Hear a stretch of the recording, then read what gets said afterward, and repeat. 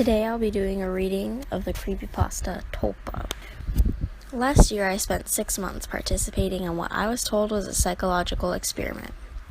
I found an ad in my local paper looking for an imaginative people looking to make good money. And since it was the only ad that week that I was remotely qualified for, I gave them a call and we arranged an interview.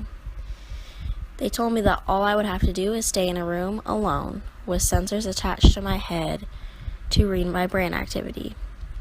And while I was there, I would visualize a double of myself. They called it my Tulpa. It seemed easy enough, and I agreed to do it as soon as they told me how much I would be paid. And the next day, I began. They brought me to a simple room and gave me a bed, then attached sensors to my head and hooked them into a little black box on the table beside me. They talked me through the process of visualizing my double again, and explained if I got bored or restless, instead of moving around, I should visualize my double moving around, or try to interact with him, and so on.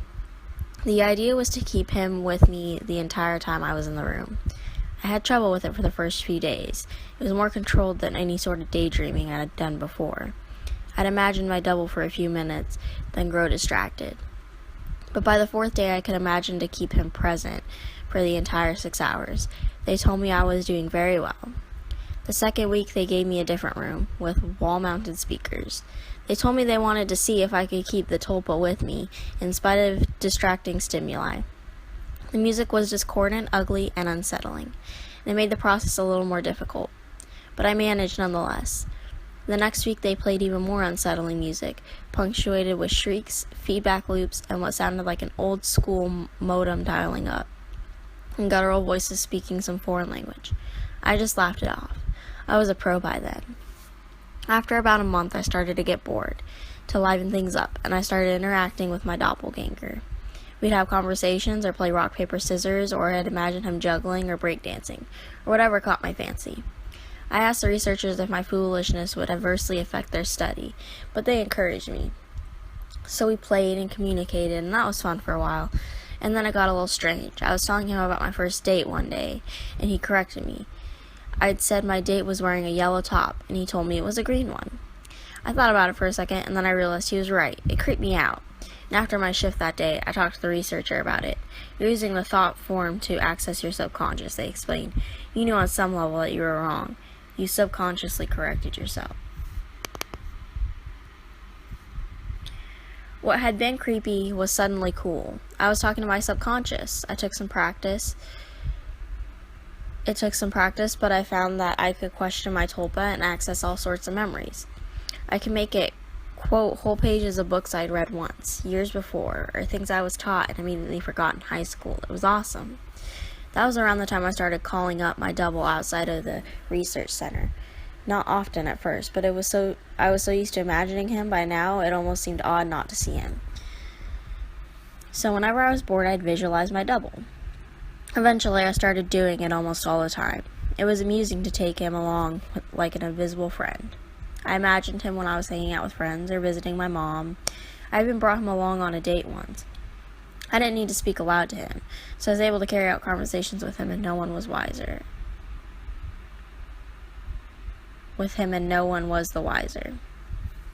I know that sounds strange, but it was fun.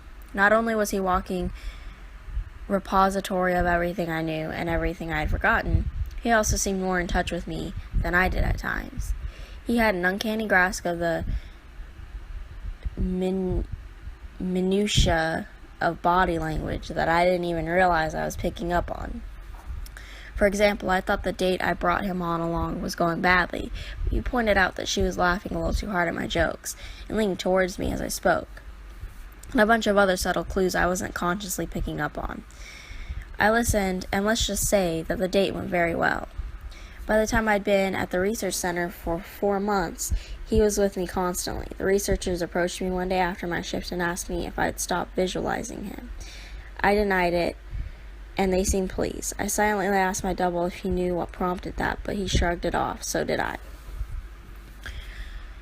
I withdrew a little from the world at that point. I was having trouble relating to people. It seemed to me that they were so confused and unsure of themselves. Well, I had a manifestation of myself to confer with. It made socializing awkward.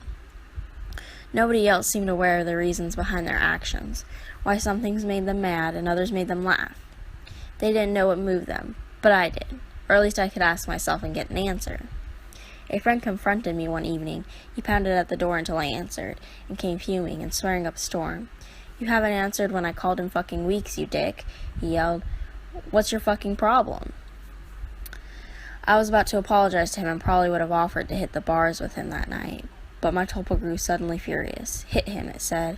Before I knew what I was doing, I had. I heard his nose break. He fell to the floor and came up swinging, and we beat each other up and down my apartment. I was more furious than I have ever been, and I was not merciful. I knocked him to the ground and gave him 2 savage kicks to the ribs, and that was when he fled, hunched over and sobbing.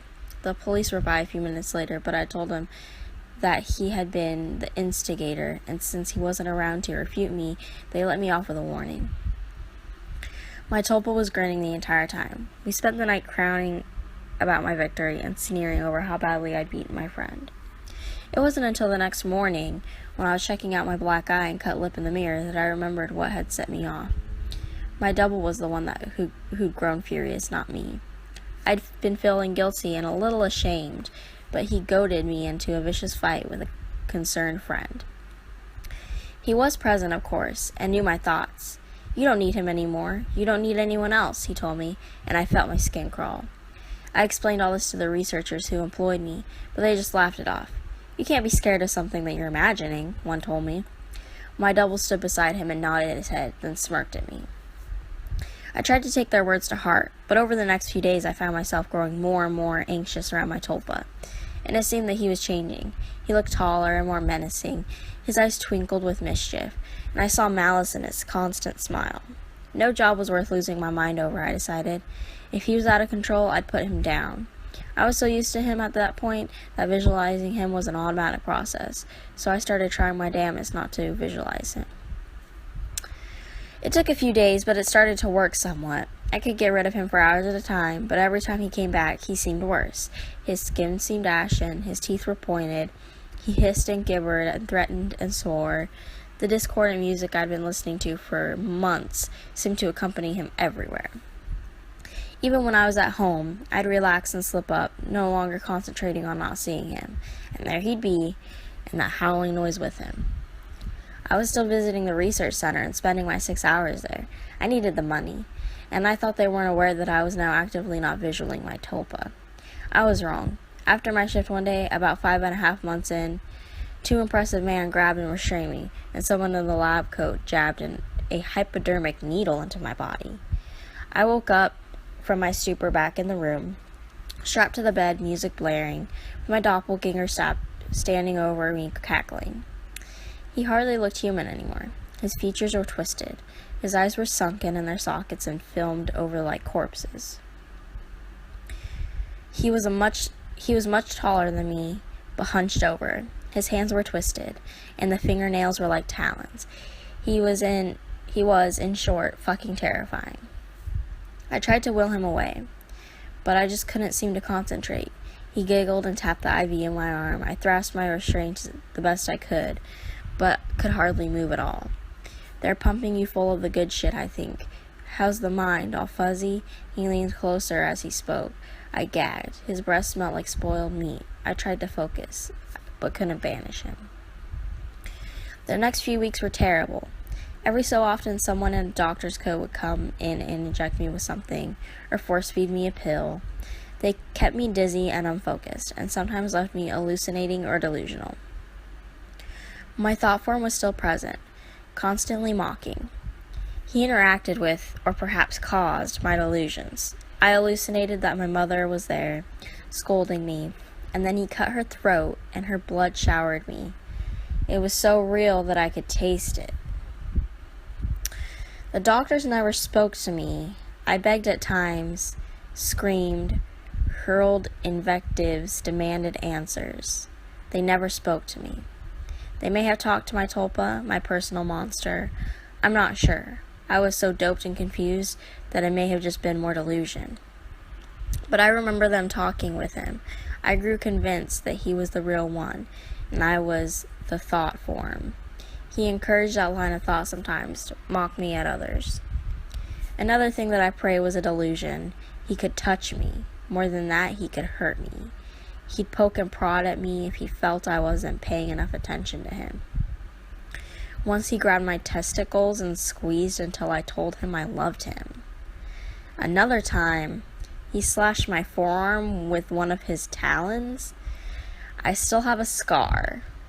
Most days I convinced myself that I injured myself and just hallucinated that he was responsible.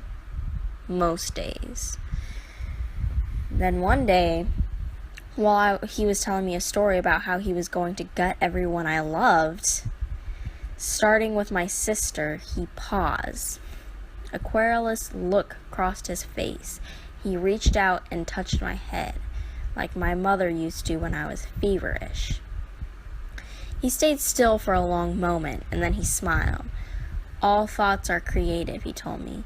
Then he walked out the door.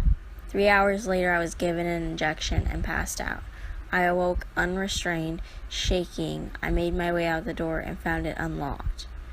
I walked out the empty hallway and then ran. I stumbled more than once, but made it down the stairs and out into the lot behind the building. There I collapsed, weeping like a child. I knew I had to keep moving, but I couldn't manage it.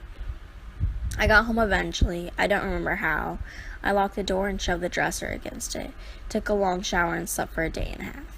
Nobody came for me in the night, and nobody came the next day, or the one after that. It was over. I'd spent a week locked in that room, but it felt like a century. I'd withdrawn so much from my life beforehand that nobody had even known I was missing. The police didn't find anything. The research center was empty when they searched it.